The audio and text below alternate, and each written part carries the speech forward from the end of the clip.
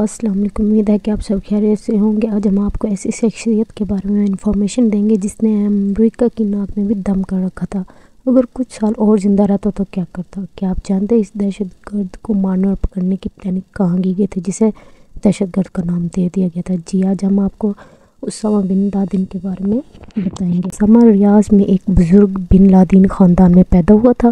انہوں نے 1979 تک مقامی یونیورسٹی میں تعلیم حاصل کی۔ جب وہ افغان سوویت جنگ کے نتیجے میں سوویت یونین کے خلاف افغان مجاہدین میں شامل ہوئے، 1984 میں اس نے مکتب الخدمت کی مشترکہ بنیاد رکھی جس نے غیر ملکی مجاہدین کو جنگ میں بھرتی کیا۔ دہشت گرد کی تنظیم القاعدہ کی بنیاد رکھنے کے بعد مختلف ممالک میں حملوں کا ایک سلسلہ بنایا جس میں ہزاروں مرد، خواتین اور بچے مارے گئے، جن میں اکثر عام شہری بھی شامل تھے۔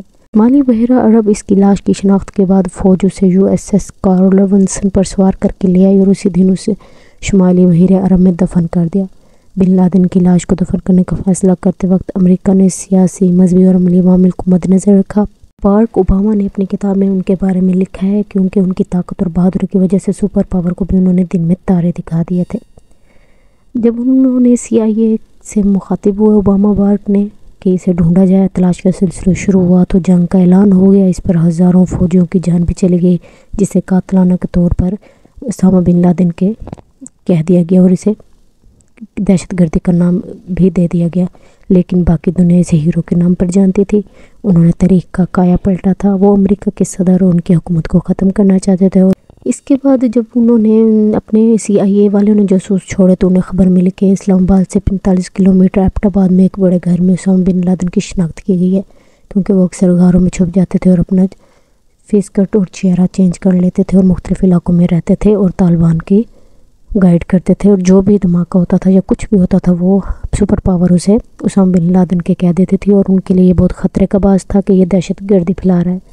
2001 میں امریکہ کی قیادت میں ایک بین الاقوامی اتحاد نے دہشت گردی تنظیم القاعدہ کو تباہ کرنے کے لیے افغانستان پر جب حملہ کیا، جب طالبان نے اسامہ بن لادن کو حوالے کرنے سے انکار کر دیا تو انہوں نے فوجوں کے ساتھ اندر داخل ہو گئے اور اسامہ بن لادن کو جسمانی طور پر مارا۔ کس نے مارا تھا جسمانی طور پر؟ سابق سیل رابرٹ اونیل نے خود کو شوٹر کے طور پر ظاہر کیا جس نے اسامہ بن لادن کو ہلاک کیا۔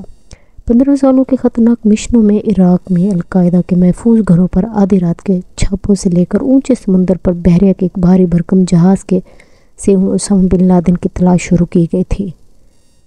نومبر 2014 کو اسامہ بن لادن کیوں فرار ہوئے تھے؟ کیونکہ فیوری اس کی 3 وجوہات بتاتا ہے کہ ان CIA والوں نے جب جانچ پڑتال کی کہ امریکہ نے غلطی سے سوچا ہے کہ پاکستان سرحدی علاقے کو حفاظت کر رہے ہیں۔ نمبر 2، نیٹو اتحادیوں سے گرائی گئی گیٹر بارودی سرنگوں کو استعمال کی اجازت دینے سے انکار کر دیا۔